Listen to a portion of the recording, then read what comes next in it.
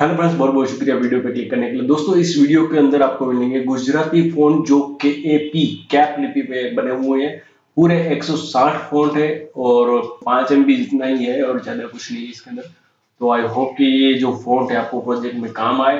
अगर ये वीडियो पसंद आया तो लाइक जरूर कीजिएगा, अपने दोस्तों के साथ शेयर जरूर कीजिएगा और इस वीडियो को मैक्सिमम 100 व्यूज आपके चाहिए तो इसमें मेरी हेल्प जरूर कीजिएगा। तो उम्मीद है वीडियो पसंद आए, तो मिलते हैं अगले वीडियो के अंदर। तब तक के लिए बहुत बहुत शुक्रिया।